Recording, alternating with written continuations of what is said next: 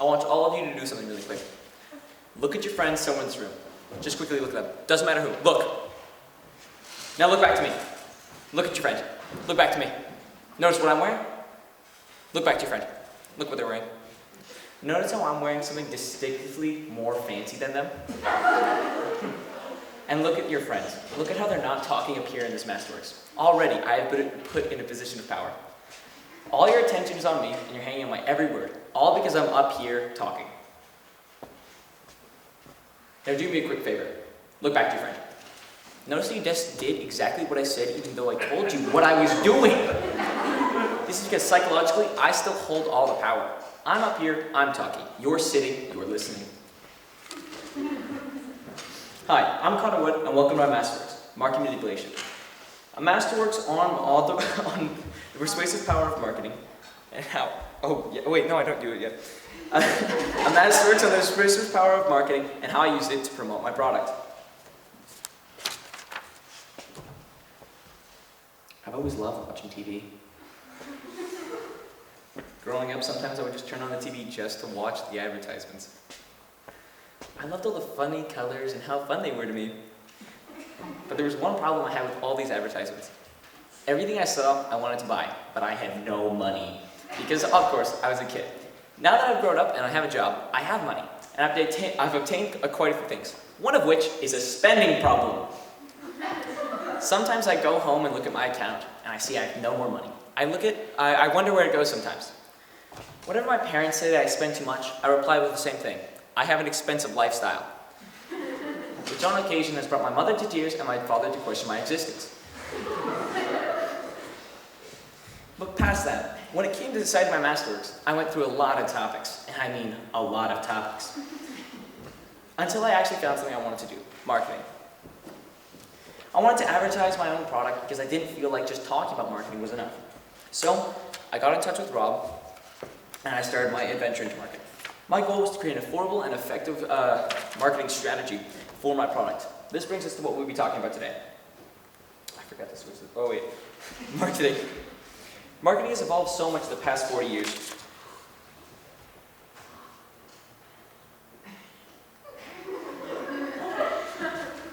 It's also ways that it's evolved into ways it can get us. It was once just something physical, like a sign somewhere or a poster for a new product.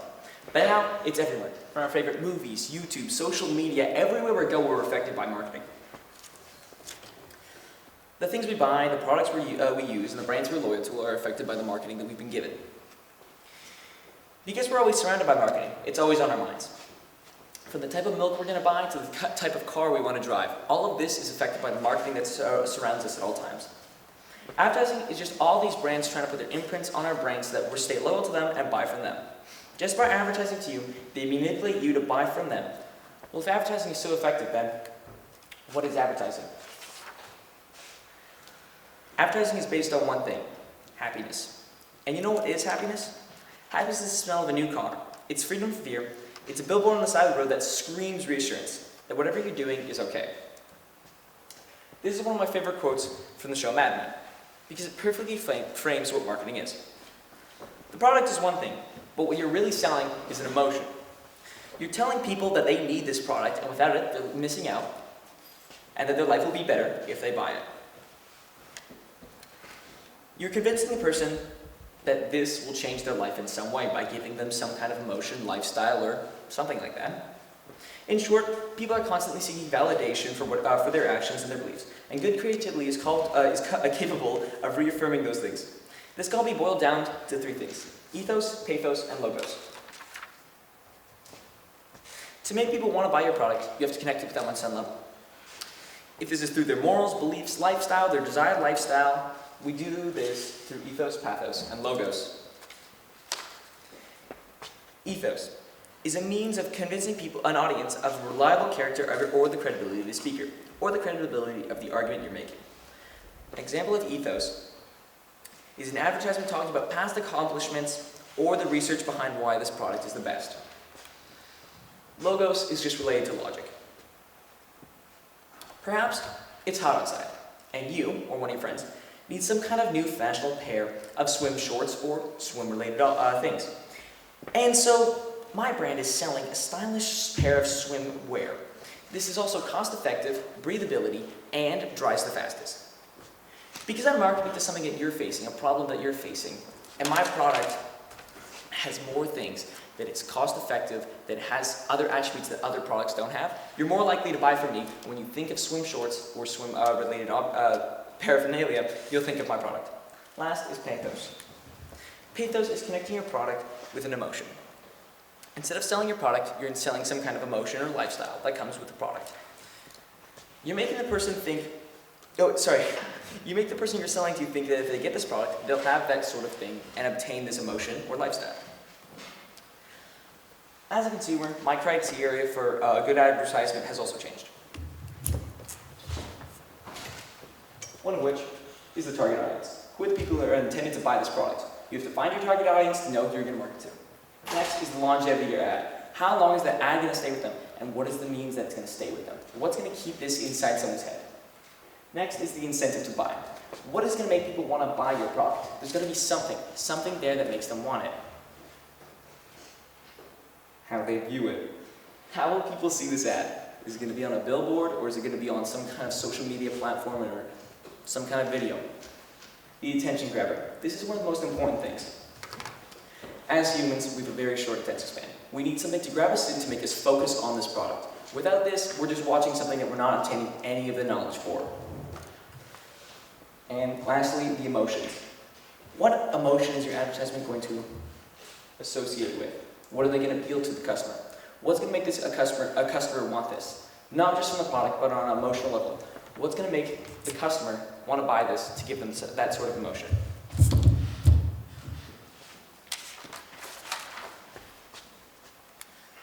The first thing I had to find out was how I was going to market my brand. So I looked at what other companies were doing. And what I found out was targeted advertising. Have you wondered how social media companies make their money? Well, it's called data mining. What they do is they gain information on you from what you've put in, who you follow, who your friends are, your age, all those things. They take that in and they sell it to other companies, which then sell advertisements to you. You see, they take what you know and what you like and what you love, and they sell it back to you. Instead of just showing you a random ad that you might not be interested in, they find your interest and what you like, and they start marketing those kinds of things to you. All this information is sold to other companies that use this in their next campaigns.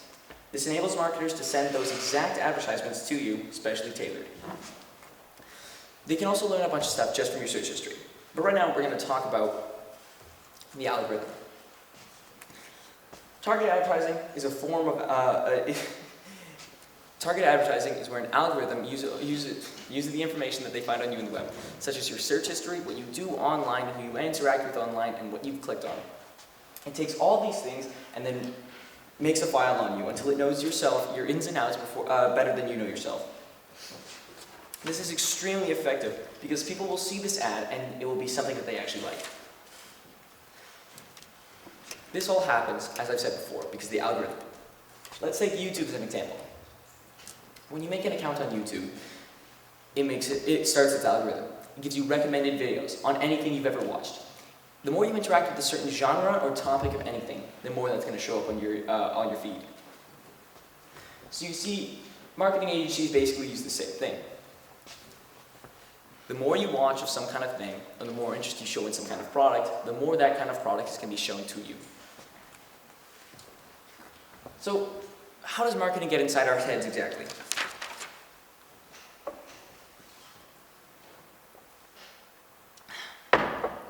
Well, Steve Jobs said just by showing somebody their product, they're going to want it.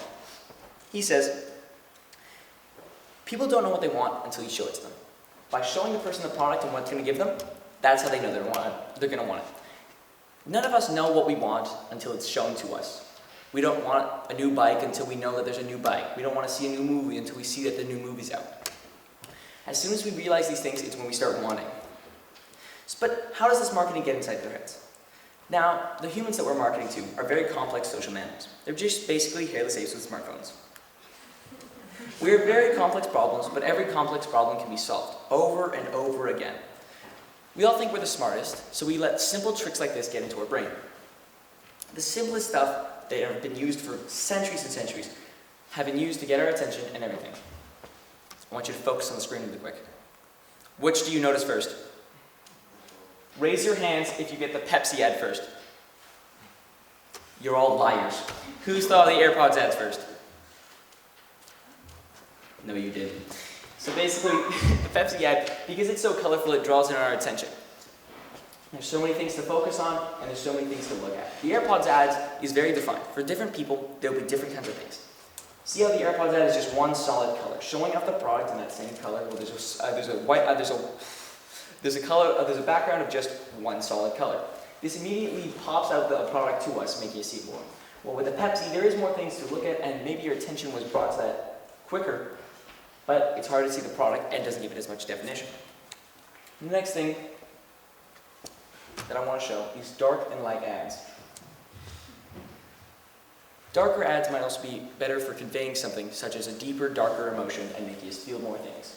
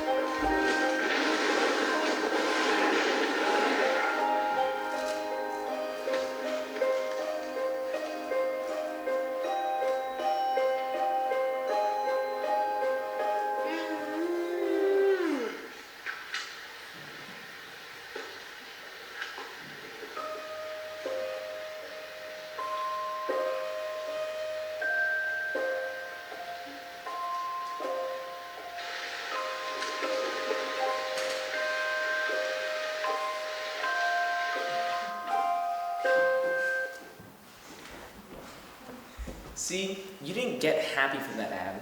You didn't get a good emotion. You just might have thought about yourself if you were reaching your potential. It's a darker ad, so it may be better for showing darker emotions. Now here's a light ad with John Cena in it. Yay!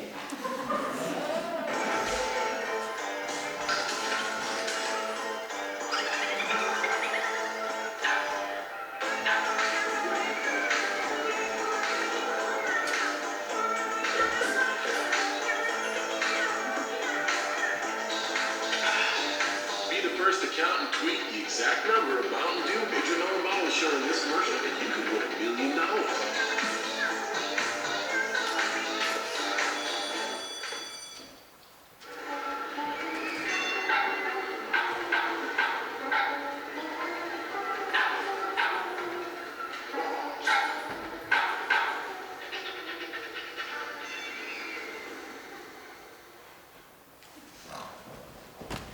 Now, what about that had any bad emotion? I don't know about you, but that made me feel really happy. There was such bright colors, happy music, everything was happy, joyful. It just made me focus on that there was Mountain Dew in it.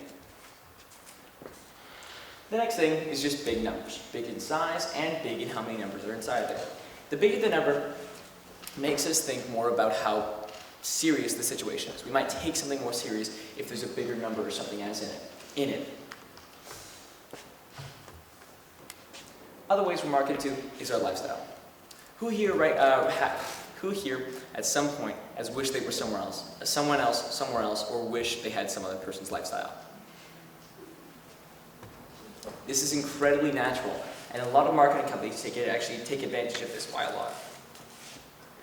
The thing is, we all want to be bigger and better than we are. It's just because that's who we are as humans.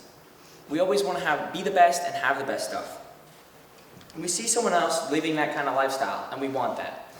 And that makes us very easy to manipulate. And this is what marketing has done for years. By associating some kind of desired lifestyle, we're easy to market to. This is probably the most blatant lifestyle advertising I've ever seen. Hey, I'm Nathan Drake. If you're the adventurous type like me, then get in on the Subway Taste for Adventure for a chance to win epic trips and exclusive access to Uncharted 3. Get your code on 30 ounce treats today. Subway, where winners eat. Now. I don't know about you, but I saw right through that. He literally said Subway is where winners eat. No, they don't. But basically, They're advertising his lifestyle of action, adventure. No one wants to be boring, no one wants to be small in the world, so they want to leave an impact. They want to be big. They want to live a life like this. And by associating lifestyles like this, it grabs our attention and makes us want whatever that product is. Even though we understand marketing, we always get manipulated by it. The tricks it used, the traps we fall for, we all keep doing it. We keep buying and buying all these things we see on TV, even though we might know that they're just tricking our brains into wanting it. We're convinced that we need this object. We think we're so greatly affected by marketing because when we buy something, it makes us happy. And this is for everyone. When you buy something new, it makes you happy. It doesn't matter what it is. We believe that more products will make us happy when it's just a small boost of serotonin for that small amount of time. All these overpriced things and these brands we buy from, they're all fake. Nothing's real about this. You're going to buy something, and after a while, it's going to go away. But with marketing, we're forced into the now. We're forced into buying now. But now, using everything I learned, I had to make my own ginger beer. And this is my product. It's ginger beer. We've talked a lot about the theory of marketing and the aspect of selling. But now we're going to move on to my product, which I was selling, which is bottles of ginger beer. I got the recipe from a family friend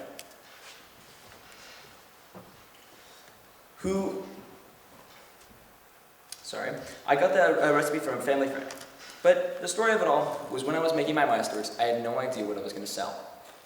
So I went down to my friend's house, where I had a brainstorming session with him. After a few hours, we still didn't know what we were going to sell. Until his mom came out with something fizzy, sour smelling, and tasted sweet.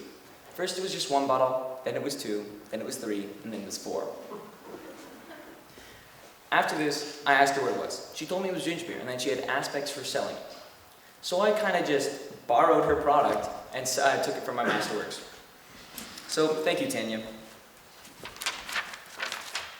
I had to keep 3 things in mind while I was making this. Is it marketable, cost-effective, and who's going to buy this? The ginger beer hit all of these things. Plus, it tasted delicious. The last thing I needed to do was my logo creation. When I made my logo, I wanted to feel strong. I wanted to feel powerful and trustworthy. I call it Smash because that's a strong word that I felt that people could be confident in buying from. I got the idea for the font from old Hulk comics. The Hulk is fun, and he's strong. Why wouldn't you not? Why trust the Hulk when you wouldn't trust Smash? You know? Later, my advisor Rob told me that I needed some sort of tagline for my product. I spent the next few weeks trying to come up with something. After a while, my friend Grum, or Gavin, said, "Why don't you call it Wanna Smash? Because, you know, smash and like smashing." At first I thought it was pretty dumb until I brought it up with some friends. They thought it was kind of funny and clever, which led me to buying over 100 stickers saying Wanna Smash on them. Now, because of my extensive research into the theory of marketing, I know a thing or two about this.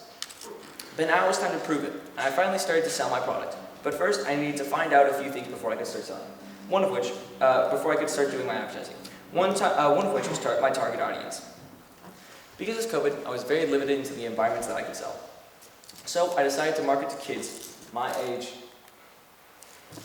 and around my school. Next, I had to figure out my values. And the thing is, kids don't really care about the future. At least I do. I wanted to make it fun, and I wanted to make it simple. I wanted to make it so that people would buy it because of what it stood for. I wanted Smash to just feel like some kind of summer drink. The next thing is how I marketed my product. Using the sexual innuendo tagline of "Wanna Smash," I gave out these stickers to kids and just made announcements at some morning stretches telling people when and how much I would be selling and upcoming events.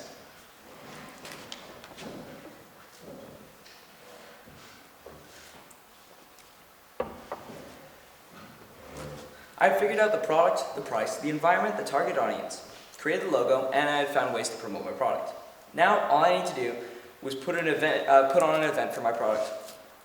This is where the Smash shot competition came in. The basic idea of it was about 20 kids coming in and just taking shots of ginger beer that was jalapeno flavored. There would be around 20 kids who entered, and everyone would just take a glass, and on my count, we'd all drink it.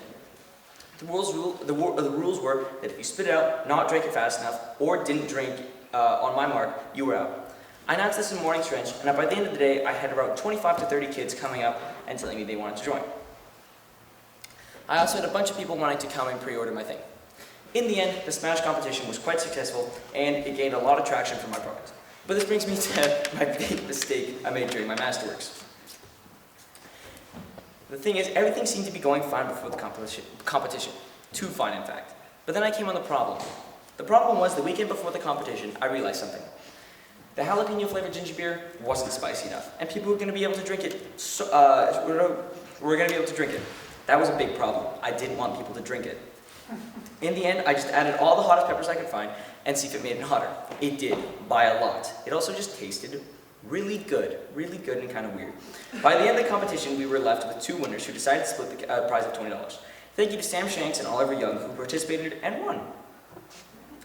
To everyone else who got some kind of spice sickness, I am sorry, but thank you for competing. One of the things I learned from it was I shouldn't poison my participants with the amount of spice I put in my drink. This was definitely a lesson learned. However, another valuable thing that I learned is that any marketing is good marketing. Even though my product made people sick, because of the competition, everyone still wanted to try my pineapple ginger beer and started pre-ordering. Next time, I'll do more research and plan out my competitions better and my marketing events more. Something else I realized is that sexual innuendo as a tagline is an amazing marketing ploy if you're with kids at the age of 13. The students love the stickers and it drummed up loads of hype for my brand and my product. The stickers were not loved by parents, teachers, or Scott. Other than this issue, my campaign was incredibly effective. This marketing strategy had increased my product awareness and my brand. Honestly, if I could change anything, it would just be the grading for the ginger beer. It took hours to grate and hours to peel. All of this would have been solved because I wish in the beginning I had found the machine that let me just dice it immediately. This would have cut down my production time by a lot. To conclude, my Masterworks was a once-in-a-lifetime experience where I learned about the multifaceted business of marketing and how I could use it to promote my product. Without this project and everything in it, I wouldn't have learned so much or found other avenues that I wanted to pursue in my future. In the end, I would say my product was very successful and was loads of fun to promote. And so thank you all for participating. A special thanks to a few people. A special thanks to Adrian Van Lithiota, Rob McDonald, my mom, my dad, Tanya Hiphoff, and Oliver Ross. The last 2 couldn't make it today. Thanks to Adrian for being such a helpful and warm soul, always being so chill with everything and giving me brutal, honest opinions on some of my ideas, which, in hindsight, were pretty bad. Thank you to my mom and my dad for basically doing what Adrian did, but with a lot more yelling and slight looks of disappointment. Thank you to Rob McDonald for being a great advisor and bringing me into the world of marketing. And lastly, thank you to Tanya Inhofe and Oliver Ross for helping me find my product and make it with me. Without all of you, I wouldn't have a Masterworks presentation. So thank you guys. This concludes my Masterworks.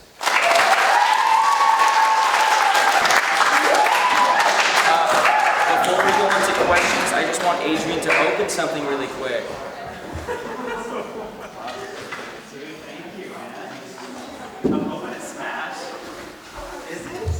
It's Good. not. I'm hoping that we're all going to be able to sample that. To Adrian, from the student you love the most, here's leaving.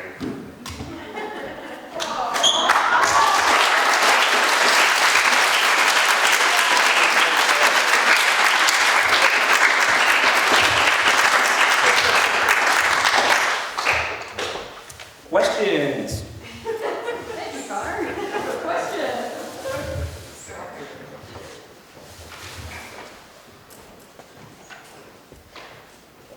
It's working, yeah? You smashed it, man. That was great. Congratulations. There's a lot of thirsty people here, and you've learned a lot about marketing. So, is there a product for all these new customers here? No, I didn't make enough. And so I just have a few here for some of my special grade 9 friends who helped me make it. So samples afterwards? Samples maybe afterwards for a select few people. Awesome. Here's the question. In your wildest dreams, what guerrilla tactics would you deploy to make positive change in the world? I probably have some kind of beach event in Vancouver to help out young youth, and maybe also use the not my tagline, but my name of Smash to smash inequality and like racism and stuff like that, and really empower people with my drink. So let's smash inequality and racism, everyone. Awesome.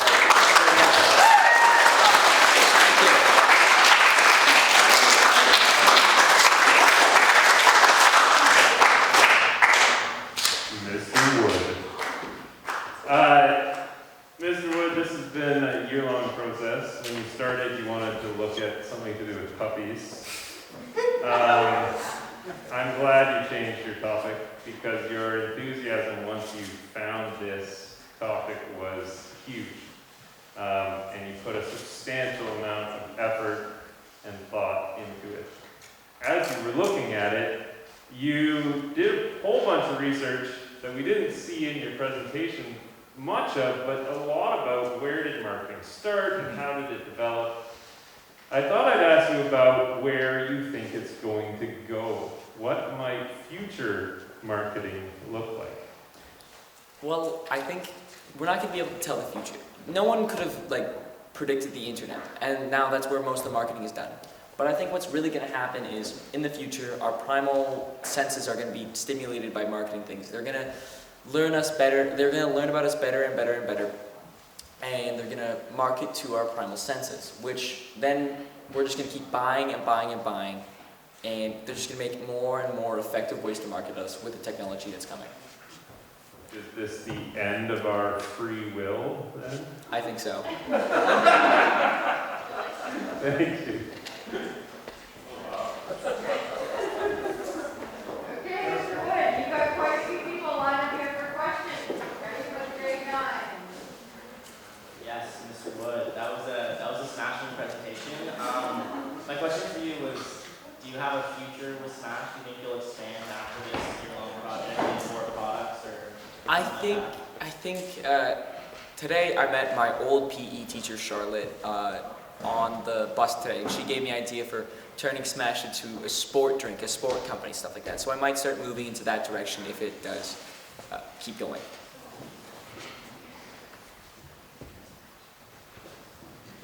Mr. Wood, you really snapped the competition there. I have a question. Do you think, if you didn't make ginger beer as your product to advertise, what do you think was your second choice would have been? Like for my Masterworks? Yeah. Sex. You got overruled on that one, Connor. Great job, Mr. Wood. I was wondering, what persuasive tool did you use while marketing your product, and why did you choose that one? Kind of like a childhood joy and like a carefree kind of lifestyle, like living in the moment. Because a lot of people I know at this school don't care. I don't mean like that, but I mean like it's living in the now and having fun now is what it's all about. It's about just living up our youth. So I'm marketing like a youthful, happy, fulfilled product. Yeah. Mr. Wood, it's quite interesting that you and Mr. Blanchard have the same mission to a certain degree. Same target audience, and also the feeling of being free and living in the now. Mr. Wood, you smashed it out of the park. I know you have lots of different interests, but is marketing something you would like to pursue as a career? I think so, yeah.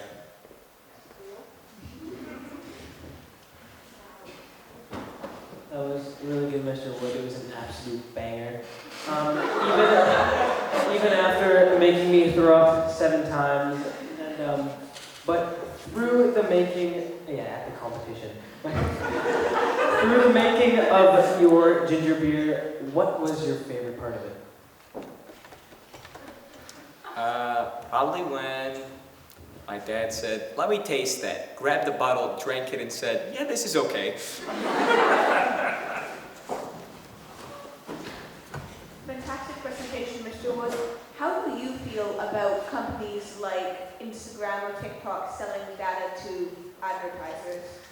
Well, the thing is, how else are they supposed to make money? It's a free thing that we're giving up our, not our rights, but our rights to privacy that they can look into. It's all a business, so they give us some kind of entertainment or some kind of thing, and they have to get paid some way. So I think that it's okay that because they're free and because we agreed with it,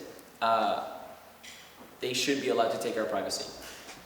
Morally, it's a little ambiguous, but I think in the end, we agreed it's their right to take our responsibility. I mean, our privacy.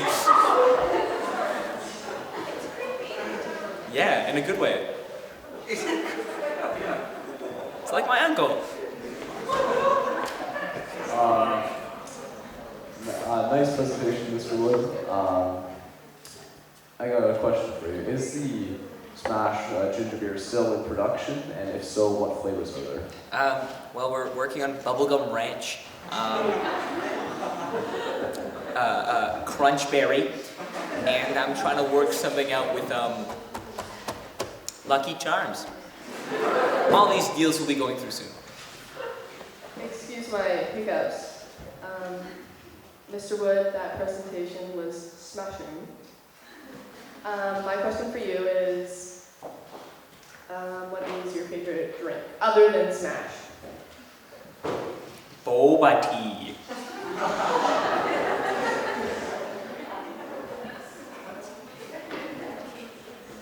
Hello, Mr. Wood.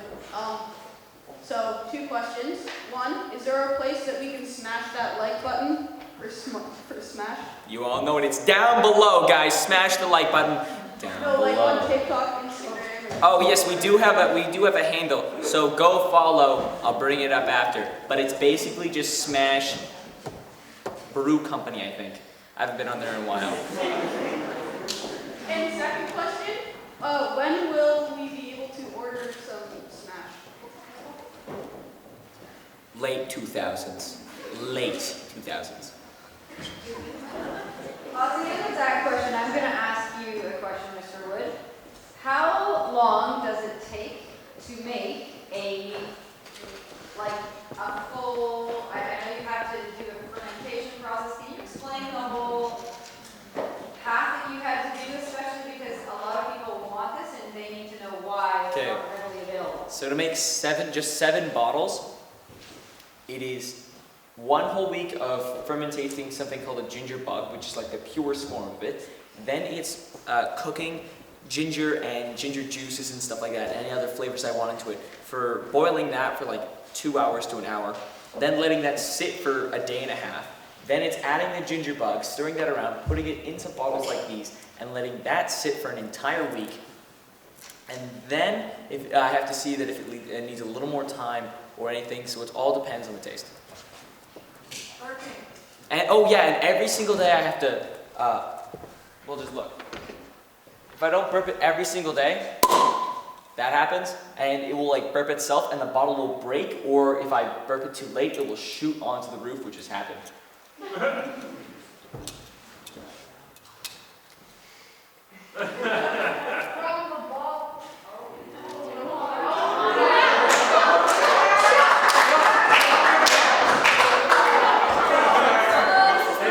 I get it's done. I thought it would be funny. It was not.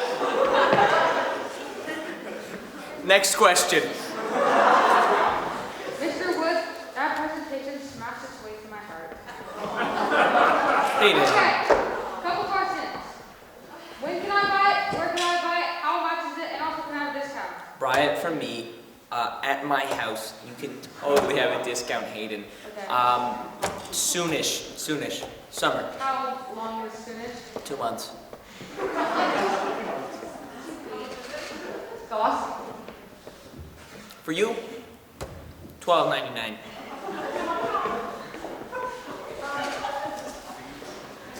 I do not have a pun, so I'm going to say that was very good. But I am wondering, what are your future plans for Smash? I want to take an international clothing brands, deals, then a cell phone, which is like, you know how Apple has the back thing? We're going to have the back thing, but of a bottle. Then after that, we take it even bigger. Cars, planes, jets, computer chips, then robots. After robots, world domination. After that, we'll see where it takes us. Next question. Very well done. Oh, excuse me, I guess I can't use your nickname referring to how much taller you are than me anymore. I am 6'2". You're a full foot taller than I am. Very unfortunate. Mr. Wood, do you have a favorite advertisement that you like to watch? Waza! Yeah. Smashing job, Mr. Wood. After my half victory in the spice competition, I'm ready for the milder version of this drink. I was going to ask how much it was, but do you plan on turning it into an...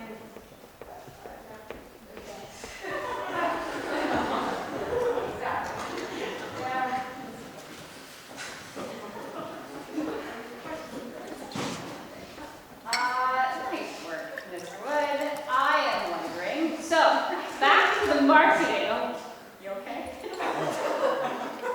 Back to the marketing. Those two commercials, I thought it was really interesting watching them. I really wanted to hear you talk about the commercials that you showed. So it was Monster Energy drink, and then you forgot what. Monster Energy, and then it was John Cena Mountain Dew. Mountain Dew? The Monster one really stuck in my head because I was like, okay, I see where they're going with that. I guess what they're trying to say about drink hard drink. But can you explain that a little bit? Explain to me what they were trying to do with that commercial with Monster Energy. So the thing is, it's not about actually asking, are you reaching your potential? It's the idea of, oh, am I reaching my potential? That idea of, oh, am I not good enough, sticking with you? And then once you remember all that, the Monster Energy ad sticks with you because that's the thing that gave you the idea that you're not good enough. So that links itself with you not being good enough, Monster Energy might make you better. That's the whole thing. So it's giving you the energy to do more of it. Yeah, sort of. And then what would be the message from the Mountain Dew?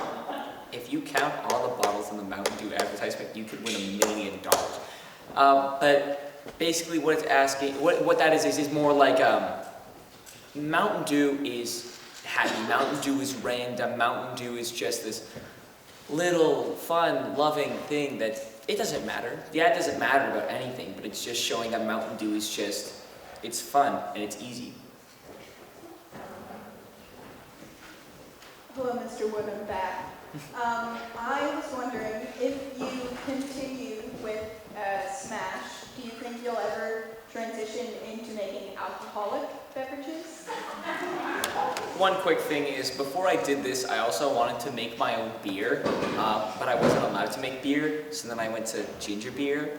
But I would totally love to make an alcoholic ginger beer, Moscow Mule kind of thing.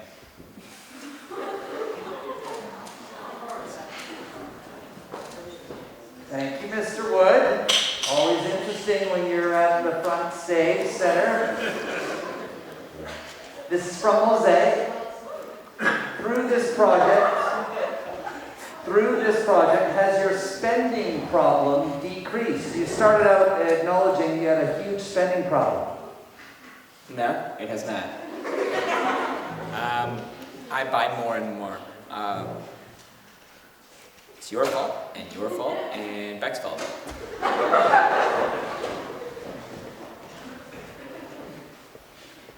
Excellent job, Mr. Wood. That was a fantastic presentation.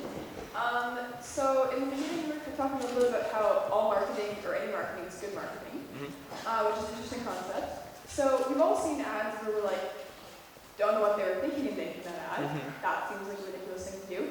Do you think companies could do that intentionally just to get attention? 100%. Like, Is that a good strategy? sort of. The more, like, if you think of something that goes like, you see an advertisement for, say, a car company, but it's all advertising like family and stuff like that, and then you see at the end that it's just like a Toyota or a Prius, and you're like, how does that connect to my family? You might bring it up with friends, or you just might think, that was a weird ad, but it's also connecting itself to the topic that it's saying. Something completely unrelated. Say, milk. Milk could be relating itself with anything, as long as like so say milk is relating itself to your family. Then you might, while you're thinking of your family, you might think of milk. You might think of milk with your family, that this milk is a wholesome, loving brand, like your family, most of your families, not my family. But it's gonna associate this product with something you love, like your family, like most of you love. I don't. Next question. I'm joking.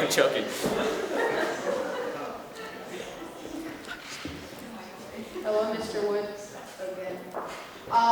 Will you be accepting employees? Cole, if you're asking, you can be my assistant. But sure, yeah, people grading, people farming, people helping, anything really. Well, I'm not gonna buy ginger, I'm gonna farm it. I'm glad that was an actual question this time, so sorry for the last time. If you were to make an ad, would you make it Ethos, Pathos, or 100%. I would make it relate to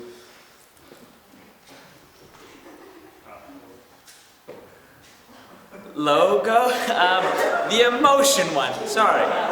Pathos. I would make it relate to Pathos because I believe that those are one of the most effective marketing strategies because they're the ones that affect me and it affects a lot of people more.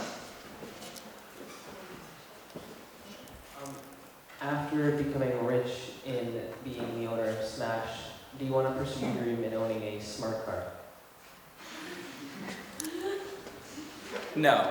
The smart car is going to be for my parents, and who I love dearly. I'm sorry for slandering so much. A few things, they don't hit me, they love me, no matter what Jonas says. But yeah, so all of it is just, I love my family. What was the question again? Smart car. Smart car! No, I don't really want a smart car, but for this summer, yes, I will co-owning a smart car, yeah. Mr. Wood, you sped through those first few slides and I need you to go back. There is a great one of you and your sister, and I'm not sure that it disputes your point of your family, but it's a great shot. 1 second. Yeah. Hold on. Can you explain what was going on with this? So a quick backstory is basically my sister, it was her birthday, it was like her 5th birthday, I was like 2 or 3 there. And so she got this pretty pink princess dress. And so basically I walked in front of her photo shoot with my dad, and I didn't know that there was a death sentence around my family. So basically she took me and she started choking me out, and she looked up at my dad, and my dad said, "Move a little to the right, sweetie." Like, and then he took her off, so. She's trying to hold Connor's head up so he gets the picture.